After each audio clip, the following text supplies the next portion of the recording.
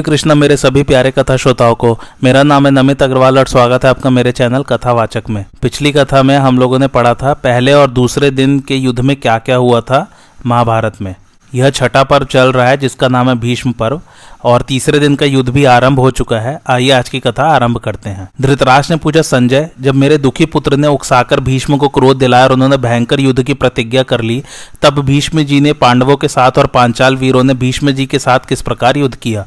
संजय कहने लगे, उस दिन जब दिन का प्रथम भाग बीत गया और सूर्य नारायण पश्चिम दिशा की ओर जाने लगे तथा विजयी पांडव अपनी विजय की खुशी मना रहे थे, उसी समय पितामह भीष्म जी तेज चलने वाले घोड़ों से जुते हुए रथ पर बैठकर पांडव सेना की ओर बढ़े। उनके साथ में बहुत बड़ी सेना थी और आपके पुत्र सब ओर से घेरकर उनकी रक्षा कर रहे थे। उस समय हम लोगों में और पांडवों में रोमांचकारी संग्राम छिड़ गया। थोड़ी ही देर में योद्धाओं के हजारों मस्तक और हाथ कट कट कर जमीन पर गिरने और तड़पने लगे। कितनों ही के सर तो कटकर गिर गए मगर धड़ धनुष बाढ़ लिए खड़े ही रह गए। खून की नदी बह चली। वैसा न कभी देखा गया और न सुना ही गया है। उस समय भीष्म जी अपने धनुष को मंडलाकार करके विषधर सर्पों के समान बाढ़ बरसा रहे थे। रणभूमि में वे इतनी शीघ्रता से सब ओर विचर रहे थे कि पांडव उन्हें हजारों रूपों में देखने लगे, मानो भीष्म ने माया से अपने अनेकों रूप बना लिए हों।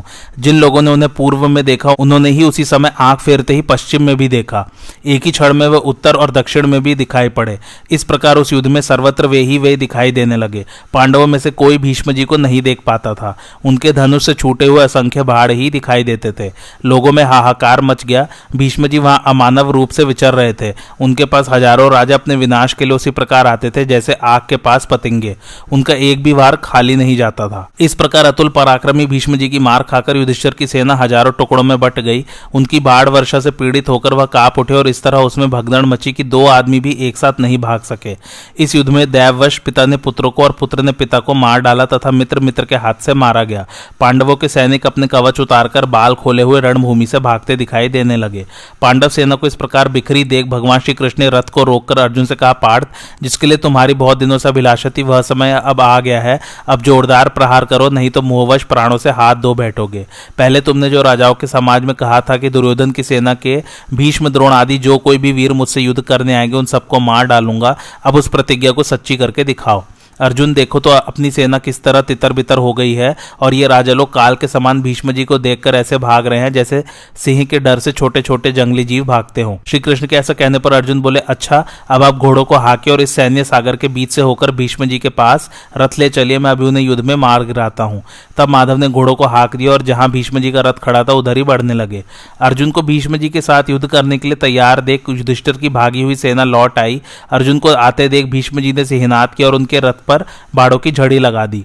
एक ही क्षण में अर्जुन का रथ घोड़ों और सारथी के साथ बाड़ों से छिप गया, दिखाई नहीं देता था। परंतु भगवान श्री कृष्ण तो बड़े धैर्यवान थे, वे जरा भी विचलित नहीं हुए, घोड़ों को बराबर आगे बढ़ाए ही चले गए। इसी समय अर्जुन ने अपना दिव्य धनुष उठाया और 3 बाड़ों से भीष्म जी का धनुष काटकर गिरा दिया। भीष्म जी ने पलक मारते ही दूसरा महाधनुष लेकर उसकी प्रत्यंचा चढ़ा ली, किंतु उसे भी उन्होंने ज्यों ही खींचा अर्जुन ने काट दिया। अर्जुन की यह फूर्ति देखकर भीष्म ने उनकी प्रशंसा करते हुए कहा, महाभाव, तुमने खूब किया, यह महान पराक्रम तुम्हारे ही योग्य है। बेटा, मैं तुम पर बहुत प्रसन्न हूं, करो मेरे साथ युद्ध। इस प्रकार पार्थ की बड़ाई करके दूसरा महान धनुष हाथ में ले वे उनके रथ पर बाड़ों की वर्षा करने लगे। भगवान श्री कृष्ण ने भी अपने अश्व संचालन की पूरी प्रवीणता दिखाई। वे रथ को शीघ्रता पूर्वक मंडलाकार चलाते हुए भीष्म के बाड़ों को प्राय विफल कर देते थे। यह देख भीष्म ने तीखे बाड़ों से श्रीकृष्ण और अर्जुन को खूब घायल किया। फिर उनके आगे से द्रोण, विकट, जयद्रथ, भूरिश्रवा, कृतवर्मा, कृपाचार्य, श्रुतायु, अंबष्टपति, विंद, अनुविंद और सुदक्षिण आदि वीर तथा प्राच्य, सौवीर, बसाती, शूद्रक और मालवे देशीय योद्धा तुरंत ही अर्जुन पर चढ़ाए। वे हजारों घोड़े, पैदल, रथ और हाथियों के झुंड से घिर गए। उन्हें उस अवस्था में देख वीर सात्यकी सहसा उस स्थान पर आ पहुंचा और अर्जुन की सहायता में जुट गया।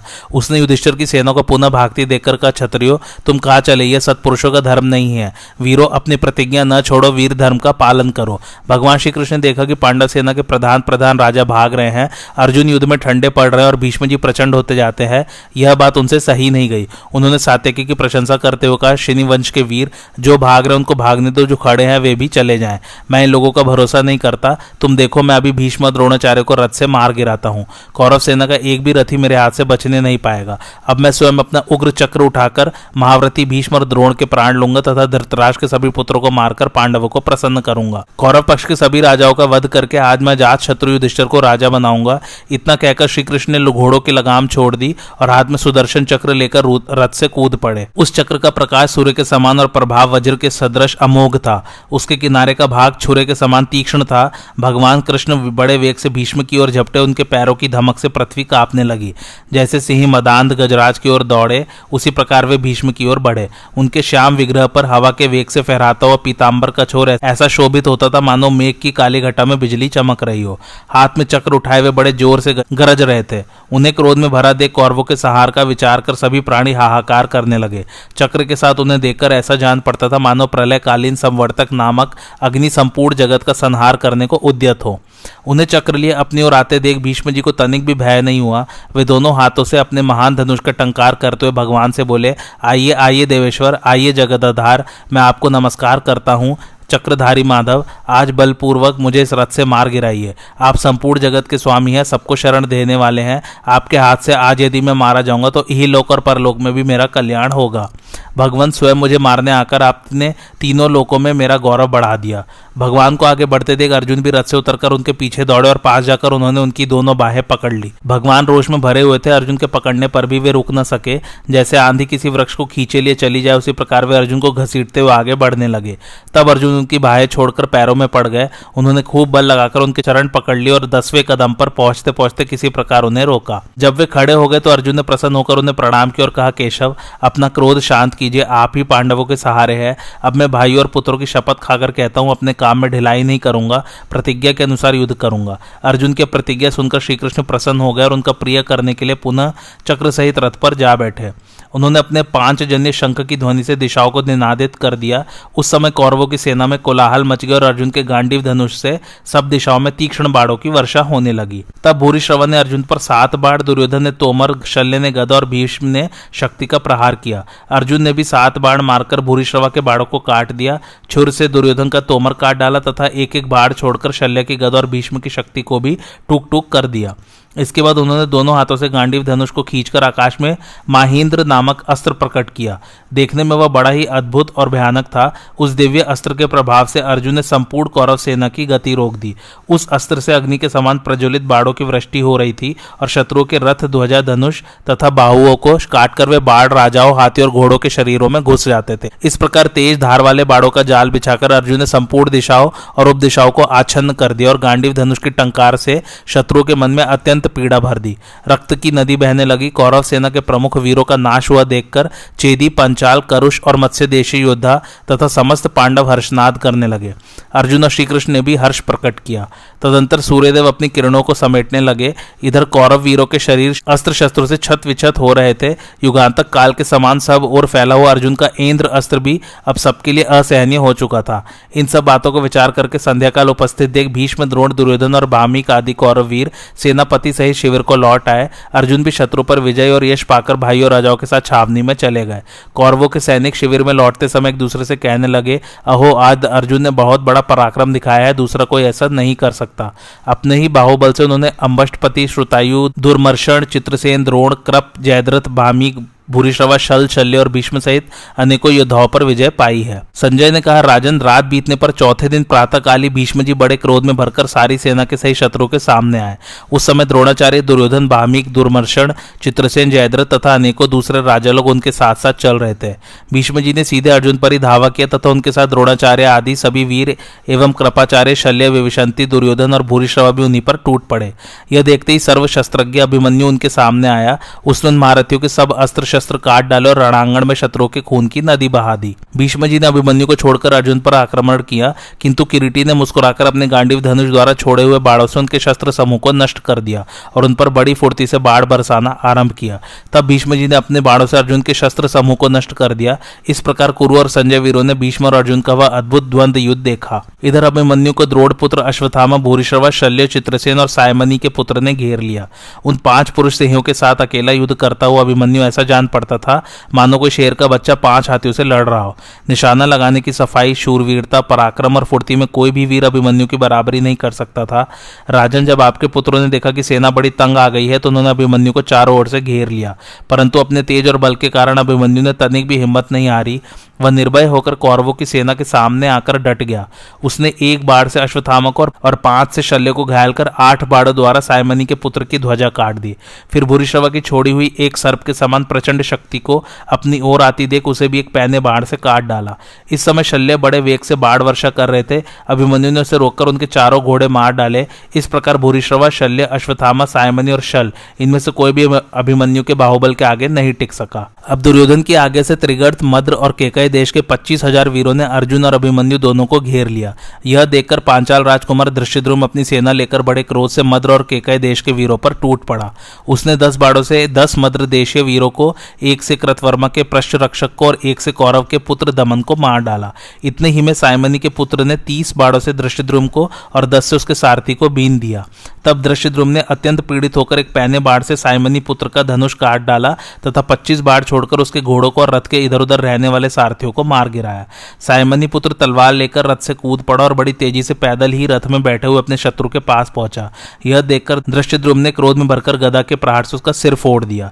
गदा की चोट से जो ही वह पृथ्वी में गिरा कि उसके हाथ से वह तलवार और ढाल भी छूटकर दूर जा पड़ी। इस प्रकार उस महारथी राजकुमार के मारे जाने से आपकी सेना में बड़ा हाहाकार होने लगा। जब सायमनी ने अपने पुत्र को मरा हुआ देखा तो वह अत्यंत क्रोध में भरकर धृष्टद्युम्न की ओर चला। वे दोनों वीर आमने सामने आकर रणांगण में भिड़ गए तथा कौरव, पांडव और समस्त राजा लोग उनका युद्ध देखने लगे। सायमनी ने क्रोध में भरकर धृष्टद्युम्न के 3 बाण मारे तथा दूसरी ओर से शल्य ने भी उस पर प्रहार किया। शल्य के 9 बाण लगने से धृष्टद्युम्न को बड़ी व्यथा हुई। तब उसने क्रोध में भरकर फौलाद के बाणों से मद्रराज की नाक में दम कर दिया। कुछ देर तक उन दोनों महारथियों का युद्ध समान रूप से चलता रहा। उनमें किसी की भी न्यूनाधिकता मालूम नहीं हुई। इतने ही में महाराज शल्य ने एक पैने बाण से धृष्टद्युम्न का धनुष काट डाला तथा उसे बाणों से आच्छादित कर दिया। यह देखकर अभिमन्यु बड़े क्रोध में भरकर मद्रराज के रथ की ओर दौड़ा और बड़े तीखे बाणों से उन्हें बीनने लगा। तब दुर्योधन, विकट, दुशासन, विवशंति, दुर्मर्शन, दुसह, चित्रसेन, दुर्मुख, सत्यव्रत और पुरुमित्र, ये सब योद्धा मद्रराज की रक्षा करने लगे। किंतु भीमसेन, धृष्टद्युम्न, द्रौपदी के 5 पुत्र अभिमन्यु और नकुल, सहदेव ने इन्हें रोक दिया।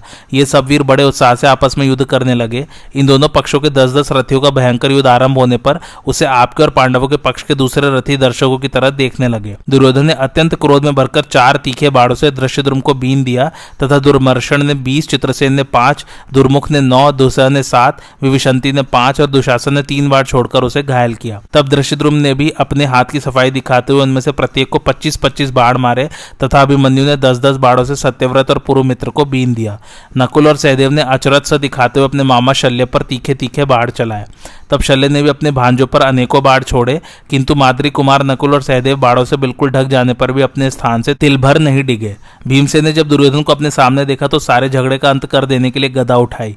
भीमसेन को गदा धारण किए देख आपके सब पुत्र डरकर भाग गए। तब दुर्योधन ने क्रोध में भरकर मगधराज को उसकी 10,000 गजारोही सेना के सहित आगे करके भीमसेन पर धावा किया। बस भीमसेन रथ से कूदकर अपनी गदा से हाथियों को कुचलते हुए रण क्षेत्र में विचरने लगे। उस समय भीमसेन की दिल को दहलाने वाली दहाड़ सुनकर सब हाथी शून्य से हो गए। तब द्रौपदी के पुत्र अभिमन्यु, नकुल, सहदेव और धृष्टद्युम्न, ये पांडव पक्ष के वीर भीमसेन की पीछे से रक्षा करते हुए अपने पैने बाणों से मागधी सेना के गजारोही वीरों के सिर काटने लगे। यह देखकर मगधराज अपने ऐरावत के समान विशालकाय हाथी को अभिमन्यु के रथ की ओर पेल दिया, किंतु वीर अभिमन्यु ने एक ही बाण में उस हाथी का काम तमाम कर दिया और एक ही बाण से वाहनहीन मगधराज का सिर उड़ा दिया। भीमसेन भी उस गजारोही सेना में घूम घूम कर हाथियों को मारने लगे। उस समय हमने भीमसेन के एक एक प्रहार से ही हाथियों को लोटपोट होते देखा था। क्रोधातुर भीमसेन की चोट खाकर वे हाथी भय से उधर उधर भागकर आपकी ही सेना को रौंदे डालते थे। उस समय अपनी गदा को सब ओर घुमाते भीमसेन ऐसे जान पड़ते थे मानो साक्षात शंकर ही रणांगण में नृत्य कर रहे हो। इसी समय हजारों रथियों के सहित आपके पुत्र नंदक ने अत्यंत कोपित होकर भीमसेन पर आक्रमण किया। उसने भीमसेन पर 6 बाण छोड़े तथा दूसरी ओर से दुर्योधन ने 9 बाणों से उनके वक्षस्थल पर वार किया। तब महाभाव भीम अपने रथ पर चढ़ गए और अपने सारथी विशोक से बोले, देखो ये महारथी धृतराष्ट्रपुत्र मेरे प्राणों के ग्राहक होकर आए हैं, सो मैं तुम्हारे सामने सामने इनका सफाया कर दूंगा, इसलिए तुम सावधानी से मेरे घोड़ों को इनके सामने ले चलो। सारथी से ऐसा कहकर उन्होंने 3 बाण नंदक की छाती में मारे। इधर दुर्योधन ने भी 60 बाणों से भीमसेन को और 3 से उनके सारथी को घायल कर दिया। फिर 3 पहने बाण छोड़कर उसने हंसते हंसते उनका धनुष भी काट डाला। तब भीमसेन ने एक दूसरा दिव्य धनुष लिया और उस पर एक तीखा बाण चढ़ाकर उससे दुर्योधन का धनुष काट डाला। दुर्योधन ने भी तुरंत ही एक दूसरा धनुष लिया और उससे एक भयंकर बाण छोड़कर भीमसेन की छाती पर चोट की। उस बाण से व्यथित होकर भीमसेन रथ के पिछले भाग में बैठ गए और उन्हें मूर्छा हो गई। भीमसेन को मूर्छित देखकर अभिमन्यु आदि पांडव पक्ष के महारथी असहिष्णु हो उठे और दुर्योधन के सिर पर पहने पहने शस्त्रों की भीषण वर्षा करने लगे। इतने ही में भीमसेन को चेत हो गया। उन्होंने दुर्योधन पर पहले 3 और फिर 5 बाण छोड़े। इसके बाद 25 बाण राजा शल्य को मारे। उनसे घायल होकर मद्रराज मैदान छोड़कर चले गए। तब आपके 14 पुत्र सेनापति सुषेण, जलसंध, सुलोचन, उग्र, भीमरथ, भीम, वीरबाहु, अलोलूप, दुर्मुख, दुष्प्रदर्श, विवित्सु, विकट और सम भीमसेन के ऊपर चढ़ाए। उनके नेत्र क्रोध से लाल हो रहे थे। उन्होंने एक साथ ही बहुत से बाण छोड़कर भीमसेन को घायल कर दिया। आपके पुत्रों को अपने सामने देखकर महाबली भीमसेन उन पर इस प्रकार टूट पड़े जैसे भेड़िया पशुओं पर टूटता है। फिर उन्होंने गरुड़ के समान लपककर एक पहने बाण से सेनापति का सिर काट डाला। 3 बाणों से जलसंध को घायल करके यमपुर भेज दिया। सुषेण को मारकर मृत्यु के हवाले कर दिया। उग्र का मुकुट और कुंडलों से विभूषित सिर काटकर पृथ्वी पर गिरा दिया तथा 70 बाणों से वीरबाहु को उसके घोड़े, ध्वजा और सारथी के सहित धराशायी कर दिया। इसी तरह उन्होंने भीम, भीमरथ और सुलोचन को भी सब सेनानियों के देखते देखते यमराज के घर भेज दिया। भीमसेन का ऐसा प्रबल पराक्रम देखकर आपके शेष पुत्र डर के मारे उधर उधर भाग गए। तब भीष्म जी ने सब महारथियों से कहा, देखो यह भीमसेन धृतराष्ट्र के पुत्र महारथी पुत्रों को मारे डालता है। अरे इसे फौरन पकड़ लो, देरी मत करो। भीष्म जी का ऐसा आदेश पाकर कौरव पक्ष के सभी सैनिक क्रोध में भरकर महाबली भीमसेन के ऊपर टूट पड़े। उनमें से भगदत्त अपने मदोन्मत्त हाथी पर चढ़े हुए सहसा भीमसेन के पास पहुंचे। वहां पहुंचते ही उन्होंने बाणों की वर्षा करके भीमसेन को बिल्कुल ढक दिया। अभिमन्यु आदि वीर यह सब नहीं देख सके। उन्होंने भी बाण बरसाकर भगदत्त को चारों ओर से आच्छादित कर दिया और उनके हाथी को घायल कर डाला। किंतु भगदत्त के हाँकने पर वह हाथी उन महारथियों के ऊपर ऐसे वेग से दौड़ा मानो काल से प्रेरित यमराज ही हो। उसके उस भीषण रूप को देखकर सब महारथियों का साहस ठंडा पड़ गया और उन्हें वह असहनीय सा जान पड़ा। इसी समय भगदत्त ने क्रोध में भरकर एक बाण भीमसेन की छाती में मारा। उससे घायल होकर भीमसेन अचेत से होकर अपने रथ की ध्वजा के झंडे का सहारा लेकर बैठ गए। यह देखकर महाप्रतापी भगदत्त बड़े जोर से सिंहनाद करने लगे। भीमसेन को ऐसी स्थिति में देखकर घटोत्कच को बड़ा क्रोध हुआ और वह वहीं अंतर्धान हो गया। फिर उसने ऐसी भीषण माया फैलाई जिसे देखकर कच्चे पक्के लोगों का तो हृदय बैठ गया। आधे ही क्षण में वह बड़ा भयंकर रूप धारण करके अपनी ही माया से रचे हुए रावत हाथी पर चढ़कर प्रकट हुआ। उसने भगदत्त को उनके हाथी सहित मार डालने के विचार से उन पर अपना हाथी छोड़ दिया। वह चतुर्दंत गजराज भगदत्त के हाथी को बहुत पीड़ित करने लगा, जिससे कि वह अत्यंत आतुर होकर वज्रपात के समान बड़े जोर से चिंगाड़ने लगा। उसका वह भीषण नाद सुनकर भीष्म जी ने आचार्य द्रोण और राजा दुर्योधन से कहा, इस समय महान धनुर्धर राजा भगदत्त हिडिंबा के पुत्र घटोत्कच से युद्ध करते करते बड़ी आपत्ति में फंस गए हैं। इसी से पांडवों की हर्षध्वनि और अत्यंत डरे हुए हाथी का रोदन शब्द सुनाई दे रहा है। इसलिए चलो हम सब राजा भगदत्त की रक्षा करने के लिए चले। यदि उनकी रक्षा न की गई तो वे बहुत जल्द प्राण त्याग देंगे। देखो वहां बड़ा ही भीषण और रोमांचकारी संग्राम हो रहा है। अतः वीरो शीघ्रता करो, देरी मत करो, आओ अभी वहां चले। भीष्म जी की बात सुनकर सभी वीर भगदत्त की रक्षा के लिए भीष्म और द्रोण के नेतृत्व में चले। उस सेना को देखकर प्रतापी घटोत्कच बिजली की कड़क के समान बड़े जोर से गरजा। उसकी वह गर्जना सुनकर भीष्म जी ने द्रोणाचार्य से कहा, मुझे इस समय दुरात्मा घटोत्कच के साथ संग्राम करना अच्छा नहीं जान पड़ता, क्योंकि यह बड़ा बल वीर संपन्न है और इसे अन्य वीरों से सहायता भी मिल रही है। इस समय तो वज्रधर इंद्र भी इसे नहीं जीत सकेगा। अतः पांडवों के साथ युद्ध करना ठीक नहीं होगा। बस आज यही युद्ध बंद करने की घोषणा कर दी जाए। अब शत्रु के साथ हमारा कल संग्राम होगा। कौरव लोग घटोत्कच के आतंक से घबराए हुए थे ही, इसलिए भीष्म जी की बात सुनकर उन्होंने युक्ति पूर्वक युद्ध बंद करने की घोषणा कर दी। सायकाल हो रहा था। आज कौरव लोग पांडवों से पराजित होने के कारण लज्जित होकर अपने डेरे पर लौटे। पांडव लोग तो भीमसेन और घटोत्कच को आगे करके प्रसन्नता से शंख ध्वनि के साथ सिंहनाद करते हुए अपने शिविर पर आए। किंतु भाइयों का वध होने के कारण राजा दुर्योधन बहुत ही चिंतित और शोकाकुल हो रहा था। राजा धृतराष्ट्र ने पूछा, संजय, पांडवों का ऐसा पराक्रम सुनकर मुझे बड़ा ही भय और विस्मय हो रहा है। सब ओर से मेरे पुत्रों का ही पराभव हो रहा है। यह सुनकर मुझे बड़ी चिंता होती है कि मेरे पक्ष की जीत कैसे होगी। भीम अवश्य ही मेरे सब पुत्रों को मार डालेगा। मुझे ऐसा कोई वीर दिखाई नहीं देता जो संग्राम भूमि में उनकी रक्षा कर सके। सूत, मैं एक बात पूछता हूँ, ठीक ठीक बताओ, पांडवों में ऐसी शक्ति कहां से आ गई? संजय ने कहा, राजन, आप सावधानी से सुनिए और सुनकर वैसा ही निश्चय कीजिए। इस समय जो कुछ हो रहा है वह किसी भी मंत्र या माया के कारण नहीं है। बात यह है कि महाबली पांडव लोग सर्वदा धर्म में तत्पर रहते हैं और जहां धर्म होता है वहीं जय हुआ करती है। इसी से युद्ध में वे अवध्य हो रहे हैं और उन्हीं की जीत भी हो रही है। आपके पुत्र दुष्टचित, पाप परायण, निष्ठुर और कुकर्मी है, इसलिए वे युद्ध में नष्ट हो रहे हैं। इन्होंने नीच पुरुषों के समान पांडवों के प्रति अनेकों क्रूरताएं की हैं। अब उन्हें निरंतर किए हुए पाप कर्मों का भयंकर फल प्राप्त होने का समय आया है, इसलिए पुत्रों के साथ अब आप भी उसे भोगिए। अब आप जो मुझसे पांडवों की विजय का कारण पूछते हैं, सो इस विषय में मैंने जैसे सुना है वह बताता हूँ। उस दिन अपने भाइयों को युद्ध में पराजित हुआ देखकर राजा दुर्योधन ने रात्रि के समय पितामह भीष्म जी से पूछा, दादाजी, मैं समझता हूँ कि आप द्रोणाचार्य, शल्य, कृपाचार्य, अश्वत्थामा, कृतवर्मा, सुदक्षिण, भूरिश्रवा, विकर्ण और भगदत्त आदि महारथी तीनों लोगों के साथ संग्राम करने में समर्थ है, किंतु आप सब मिलकर भी पांडवों के पराक्रम के सामने नहीं टिक पाते। यह देखकर मुझे बड़ा संदेह हो रहा है। कृपया बताइए, पांडवों में ऐसी क्या बात है जिसके कारण वे हमें क्षण क्षण में जीत रहे हैं। भीष्म जी ने कहा, राजन, इन उदार कर्म पांडवों की अवध्यता का एक कारण है, वह मैं तुम्हें बताता हूँ, सुनो। तीनों लोकों में ऐसा कोई भी पुरुष न तो है, न हुआ है और न होगा ही जो श्री कृष्ण से सुरक्षित इन पांडवों को परास्त कर सके। इस विषय में पवित्र आत्मा मुनियों ने मुझे एक इतिहास सुनाया, वह मैं तुम्हें सुनाता हूँ। पूर्व काल में गंधमादन पर्वत पर समस्त देवता और मुनिगण पितामह ब्रह्मा जी की सेवा में उपस्थित थे। उस समय उन सबके बीच में बैठे हुए ब्रह्मा जी ने आकाश में एक तेजोमय विमान देखा। तब उन्होंने ध्यान द्वारा सब रहस्य जानकर प्रसन्न चित्त से परम पुरुष परमेश्वर को प्रणाम किया। ब्रह्मा जी को खड़े होते देख सब देवता और ऋषि भी हाथ जोड़े खड़े होकर वह अद्भुत प्रसंग देखने लगे।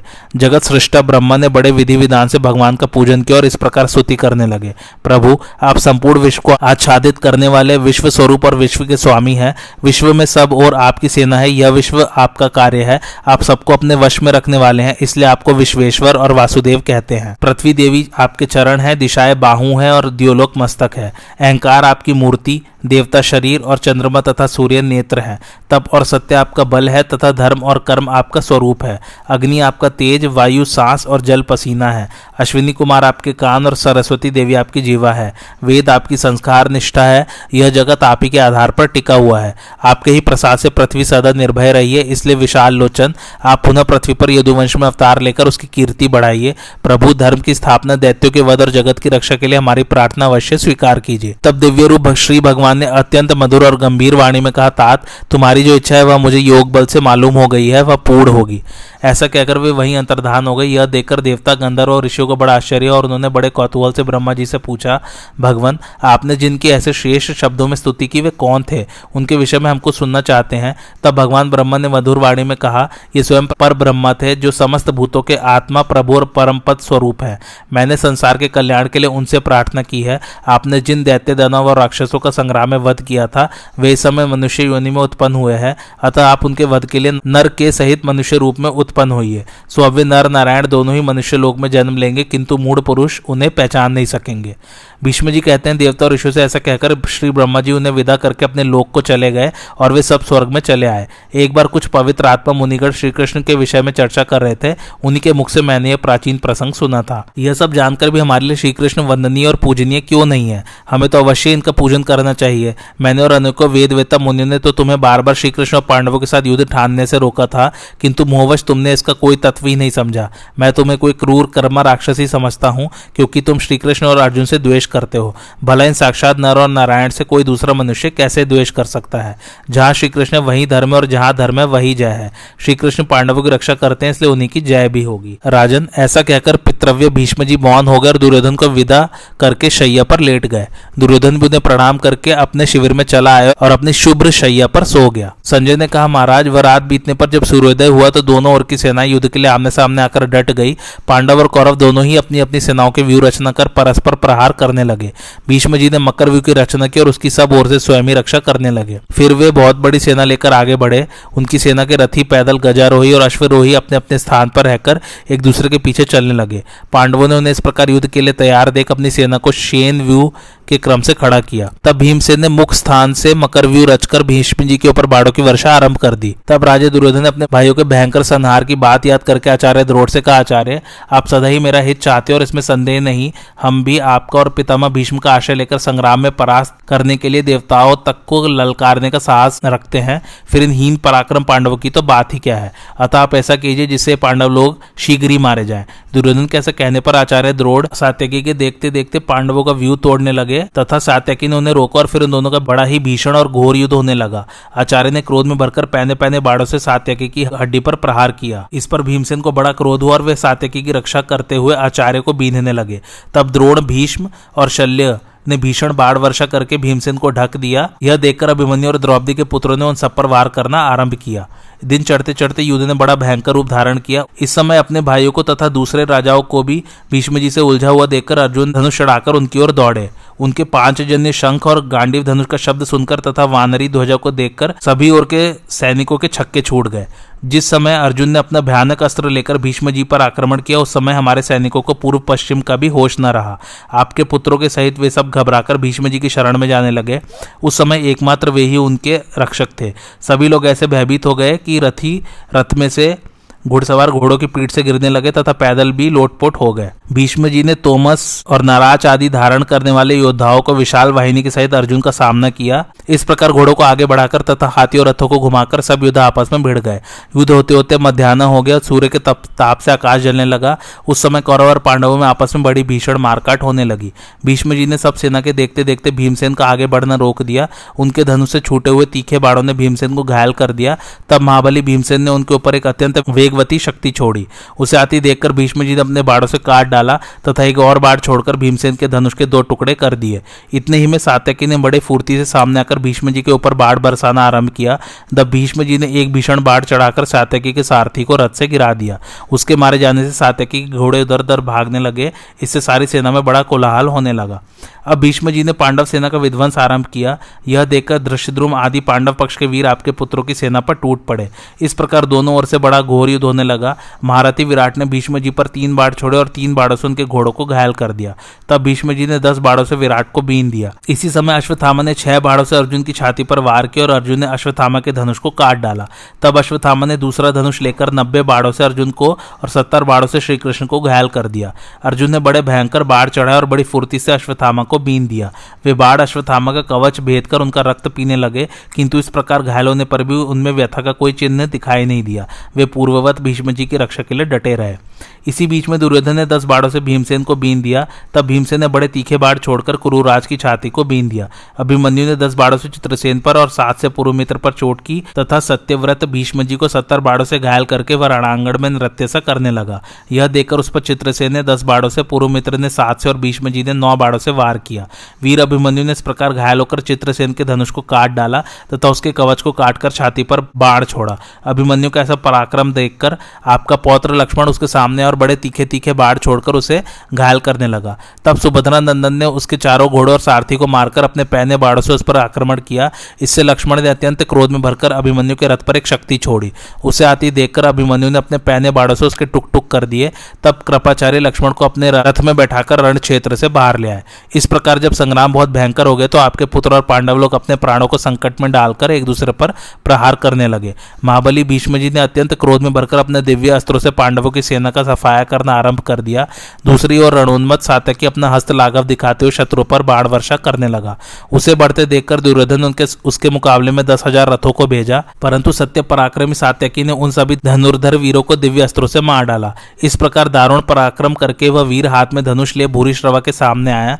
भूरिश्रवा ने देखा कि सात्यकी ने हमारी सेना को मार गिराया तो वह क्रोध में भरकर दौड़ा और अपने महान धनुष से वज्र के समान बाणों की वृष्टि करने लगा।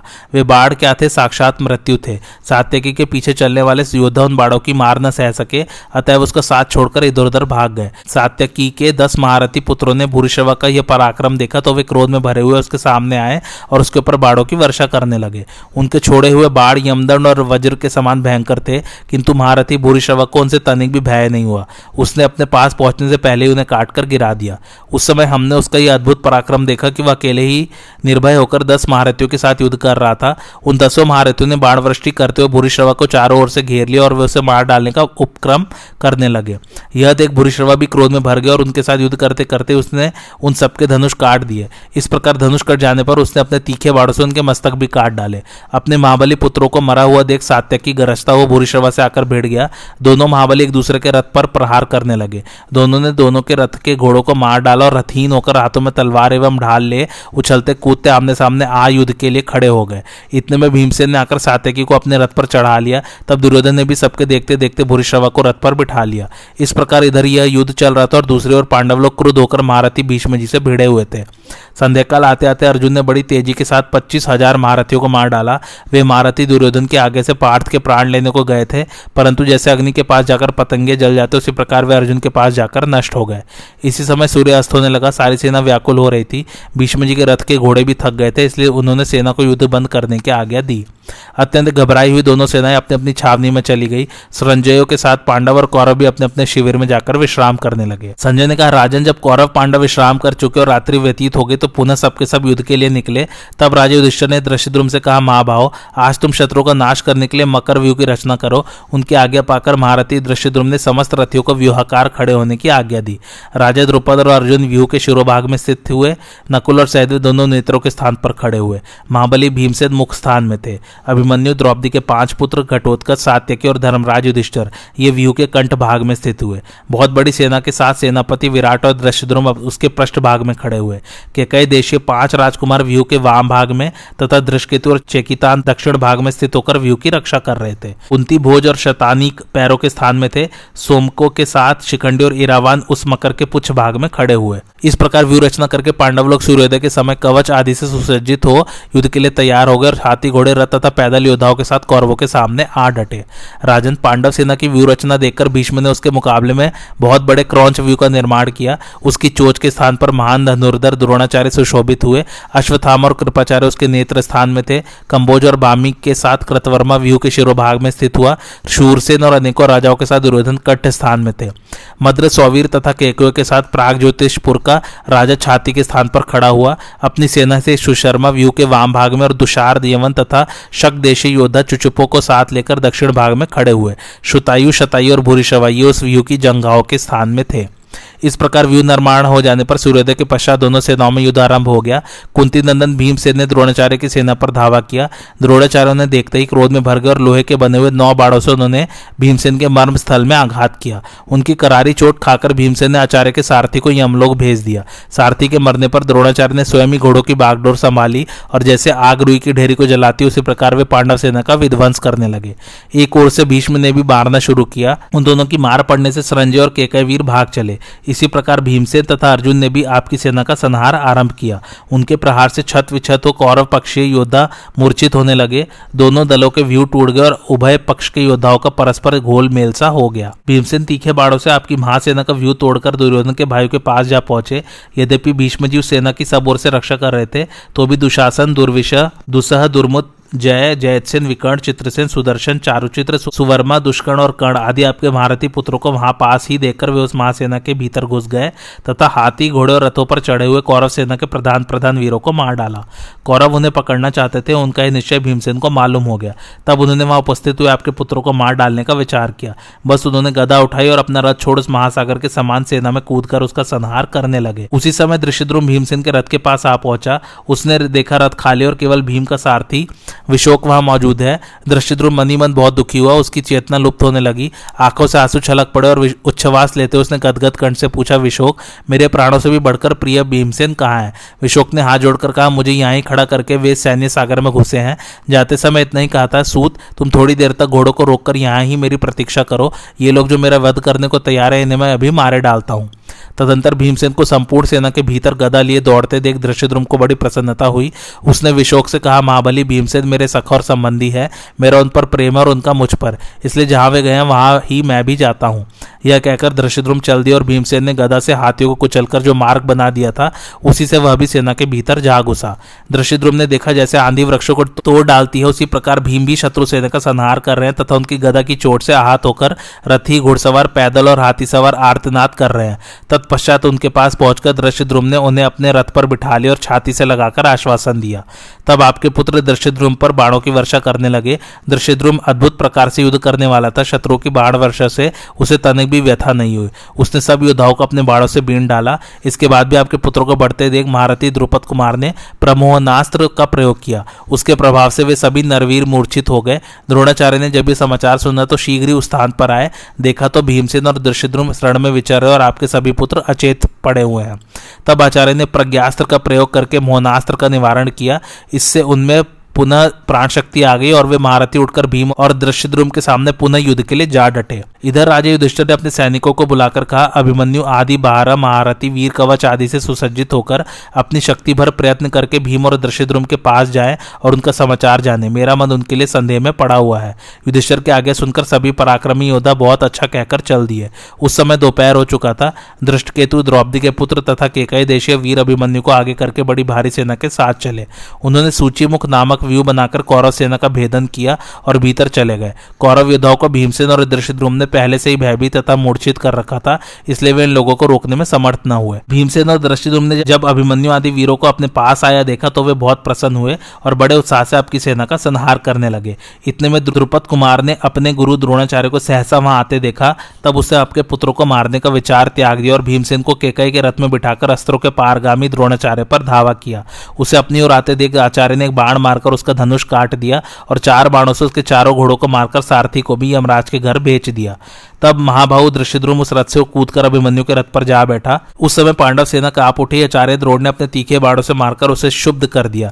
दूसरी ओर से महाबली भीष्म जी भी पांडव सेना का संहार करने लगे। संजय ने कहा, तदंतर जब सूर्य देव पर संध्या की लाली छाने लगी तो दुर्योधन ने भीमसेन का वध करने की इच्छा से उन पर धावा किया। अपने पक्के बैरी को आते देख भीमसेन के क्रोध की सीमा न रही। वे दुर्योधन से कहने लगे, आज मुझे वह अवसर मिला है जिसकी बहुत वर्षों से प्रतीक्षा कर रहा था। यदि तू युद्ध छोड़कर भाग नहीं गया तो अवश्य ही समय तेरा वध कर डालूंगा।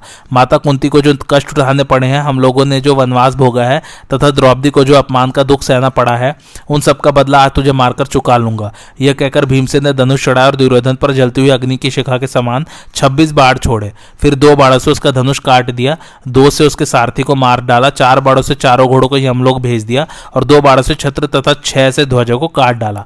इसके बाद उसके सामने ही उच्च स्वर से सिंहनाद करने लगे। इतने में कृपाचार्य ने आकर दुर्योधन को अपने रथ पर चढ़ा लिया। भीमसेन ने उसे बहुत ही घायल और व्यथित कर दिया था, इसलिए वह रथ के पिछले भाग में बैठकर विश्राम करने लगा। तत्पश्चात भीम को जीतने के लिए कई हजार रथों के साथ जयद्रथ ने आ घेरा। धृष्टकेतु, अभिमन्यु, द्रौपदी के पुत्र और केकई देशीय राजकुमार आपके पुत्रों से युद्ध करने लगे। इसी समय चित्रसेन, सुचित्र, चित्रांगद, चित्रदर्शन, चारुचित्र, सुचारु, नंदक और उपनंदक, इन 8 यशस्वी वीरों ने अभिमन्यु के रथ को चारों ओर से घेर लिया। यह देख अभिमन्यु ने प्रत्येक को 5-5 बाण मारे। अभिमन्यु के इस पराक्रम को वे सह नहीं सके, अतः उस पर तीक्ष्ण बाणों की वर्षा करने लगे। फिर तो अभिमन्यु ने वह पराक्रम दिखाया जिससे आपके सैनिक कांप उठे, मानो देवासुर संग्राम में वज्रपाणी इंद्र असुरों को भयभीत कर रहे हो। इसके बाद उसने विकट पर 14 बाणों को प्रहार करके उनके रथ से ध्वजा काट गिराई और सारथी तथा घोड़ों को मार डाला। फिर सांत पर चढ़ाए हुए कई तीखे बाण विकट को लक्ष्य करके छोड़े और वे उसके शरीर को छेद कर पृथ्वी पर जा गिरे। विकट को घायल देखकर उसके दूसरे भाई अभिमन्यु आदि महारथियों पर टूट पड़े। दुर्मुख ने 7 बाण मारकर शुद्धकर्मा को बींद डाला, 1 बाण से उसकी ध्वजा काट दी, फिर 7 से सारथी को और 6 से घोड़ों को मार गिराया। इससे श्रुतकर्मा को बड़ा क्रोध हुआ और बिना घोड़े के रथ पर ही खड़े होकर उसने दुर्मुख के ऊपर प्रज्वलित उल्का के समान शक्ति छोड़ी। वह दुर्मुख का कवच भेदकर शरीर को छेदती हुई पृथ्वी में समा गई। इधर श्रुतकर्मा को रथहीन देखकर महारथी सुतसोम ने उसे अपने रथ पर बिठा लिया। राजन, इसके बाद आपकी यशस्वी पुत्र जयसेन को मार डालने की इच्छा से श्रुतकीर्ति उसके सामने आया। जयसेन ने तनिक मुस्कुराकर श्रुतकीर्ति के धनुष को काट दिया। अपने भाई का धनुष कट्टा देखकर शतानीक बारंबार सिंहनाद करता हुआ वहां पहुंचा। उसने अपने सुदृढ़ धनुष को तानकर 10 बाणों से जयसेन को घायल किया। जयसेन के पास उसका भाई दुष्कर्ण भी मौजूद था। उसने नकुल पुत्र शतानीक के धनुष को काट दिया। शतानीक ने दूसरा धनुष लेकर उस पर बाणों का संधान किया और उन्हें दुष्कर्ण को लक्ष्य करके छोड़ दिया। इसके बाद एक बाण से उसके धनुष को काटकर 2 से सारथी और 12 से घोड़ों को मार डाला। साथ ही उसे भी 7 बाणों से घायल किया। इसके पश्चात एक भल्ल नामक बाण से दुष्कर्ण की छाती में प्रहार किया। उसकी चोट खाकर वह बिजली के आघात से टूटे हुए वृक्ष की भांति पृथ्वी पर गिर पड़ा। दुष्कर्ण को व्यथित देखकर 5 महारथियों ने शतानीक को चारों ओर से घेर लिया और उसे बाणों के समूह से आच्छादित करने लगे। यह देख 5 केकई राजकुमार क्रोध में भरे हुए शतानीक की सहायता के लिए दौड़े। उन्हें आक्रमण करते देख दुर्मुख, दुर्जय, दुर्मर्शन, शत्रुंजय और शत्रुसह आदि आपके महारथी पुत्र उनके मुकाबले में आ डटे। एक दूसरे को अपना दुश्मन मानने वाले इन राजाओं ने सूर्यास्त के बाद 2 घड़ी तक अपना भयंकर संग्राम जारी रखा। हजारों रथी और घुड़सवारों की लाशें बिछ गई। तब शांतनु नंदन भीष्म जी भी महात्मा पांडवों और पांचालों की सेना को यमलोक पठाने लगे। इस प्रकार पांडव सेना का संहार करके भीष्म जी ने अपने योद्धाओं को पीछे लौटाया और स्वयं अपने शिविर में चले गए। इधर धर्मराज युधिष्ठिर भी भीमसेन और धृष्टद्युम्न को देखकर बड़े प्रसन्न हुए और उन दोनों का मस्तक सूंघने लगे। फिर बड़े हर्ष से अपनी छावनी में आए। 6ठे दिन का युद्ध आरंभ होता है। संजय ने कहा, महाराज तब सब योद्धा अपने अपने शिविरों में चले आए। रात्रि में सबने विश्राम किया और एक दूसरे का यथा योग्य सत्कार किया तथा दूसरे दिन फिर युद्ध करने के लिए तैयार हो गए। इस समय आपके पुत्र दुर्योधन ने अत्यंत चिंताग्रस्त होकर पितामह भीष्म से पूछा, दादाजी आपकी सेना बड़ी भयानक है, इसकी व्यू रचना भी बड़ी सावधानी से की जाती है, फिर भी पांडव पक्ष के महारथी से तोड़कर हमारे वीरों को मार डालते हैं। वे हमारे वीरों को चक्कर में डालकर बड़ी कीर्ति पा रहे हैं। उन्होंने वज्र के समान सुदृढ़ मकर व्यू को भी तोड़ डाला और उसके भीतर घुसकर भीमसेन ने अपने मृत्यु दंड के समान प्रचंड बाणों से मुझे घायल कर दिया। भीम की रोषपूर्ण मूर्ति को देखकर तो मेरे सारे होश आवाज उड़ गए थे। अभी तक मेरा चित्त शांत नहीं हो पाया है।